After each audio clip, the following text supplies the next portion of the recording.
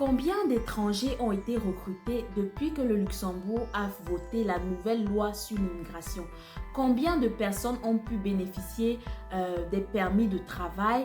Est-ce que cette loi-là a vraiment porté du fruit? Est-ce que le Luxembourg a vraiment recruté des étrangers depuis qu'on a voté cette loi? Ce sera l'objet de la vidéo du jour.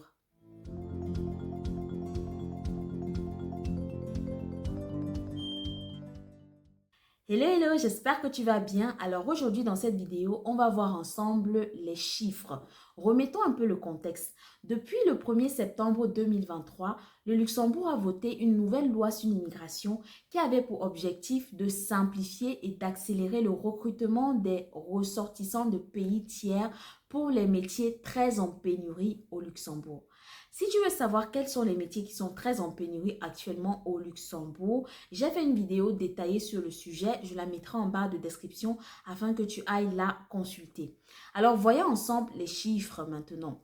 Il faut savoir que les chiffres que je vais vous partager sont tirés d'une interview qui a été faite par le magazine Virgule.lu, qui est un magazine très célèbre ici au Luxembourg. Donc, c'est un interview que ce magazine-là a fait avec la directrice de l'ADEME. Donc, l'ADEME, c'est l'Agence pour le développement de l'emploi.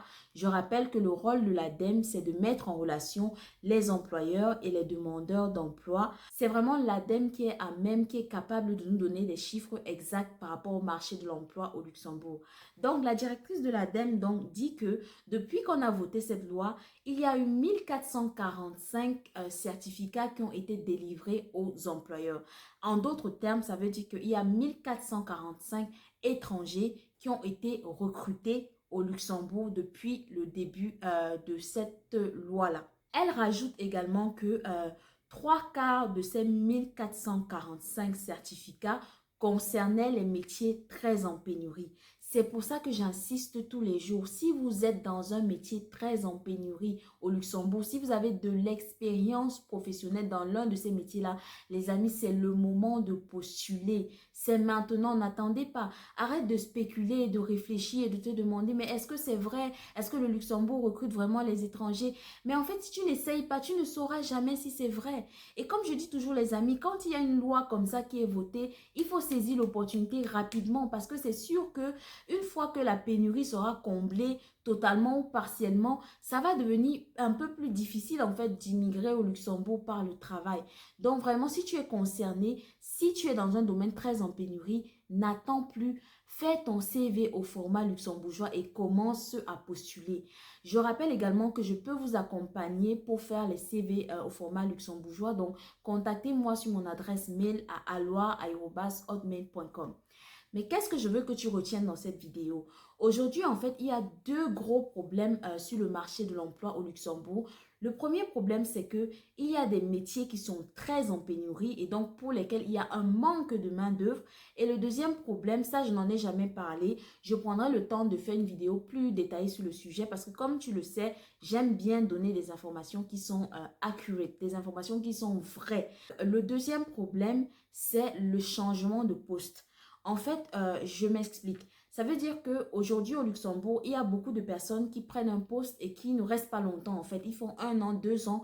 Par exemple, aujourd'hui, moi, je suis, par exemple, je dis n'importe quoi, je suis chargée de clientèle bancaire dans une banque et je travaille peut-être à la BNP et je fais 1 an à la BNP et puis 1 an plus tard, je suis chargée de clientèle bancaire à la Société Générale. En fait, ça fait croire qu'il y a du progrès, il y a de l'évolution sur le marché du travail, mais en fait, non, c'est pas un progrès parce que je suis juste quittée d'un poste que j'occupais pour aller occuper le même poste. J'ai juste changé d'entreprise en fait. C'est juste un mouvement.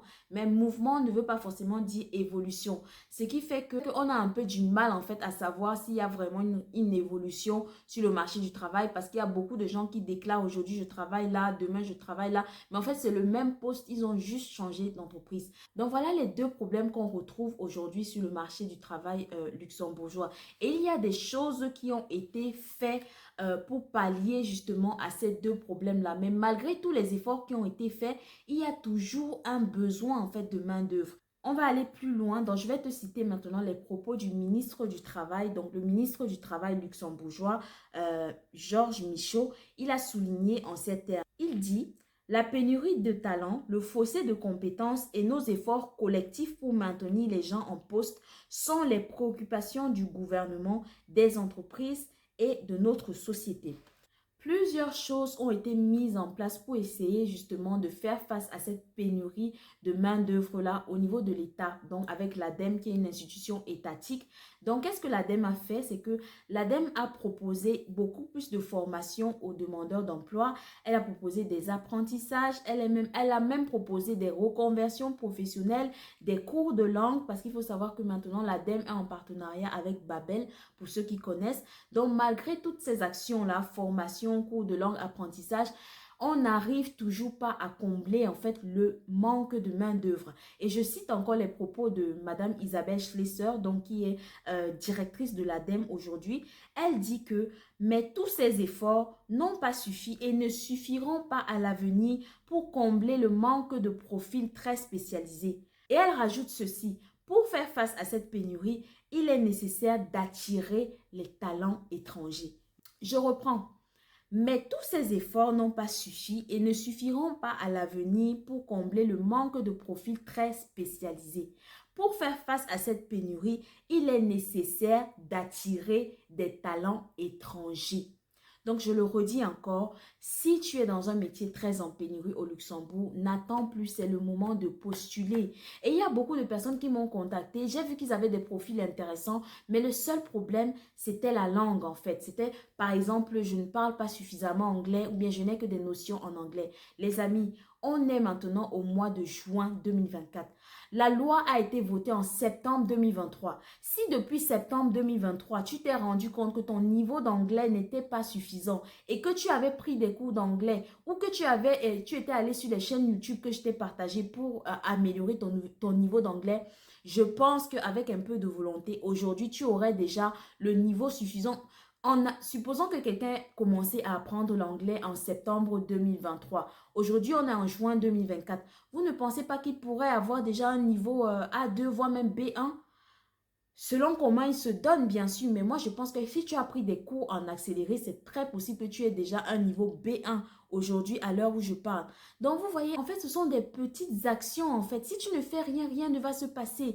Donc, vraiment, si c'est l'anglais ton problème, si c'est l'allemand ton problème, si c'est par exemple une compétence en informatique, commence maintenant. Parce que la vérité, c'est que très bientôt, on sera au mois de décembre et tu vas certainement te rendre compte que tu n'as rien fait, tu n'as pas bougé parce que tu es resté passif en fait. S'il y a des compétences qui te manquent, commence à aller les chercher. N'attends pas d'avoir la meilleure formation, d'avoir beaucoup d'argent. Non, commence avec ce que tu as. Si tu n'as pas encore d'argent pour te prendre des cours d'anglais, va sur YouTube et commence déjà à consommer du contenu en anglais. Il y a plein de chaînes qui font des cours d'anglais, qui font des traductions. Commence par ça. Mais ne reste pas sans rien faire, je t'en prie. Le monde avance tellement vite.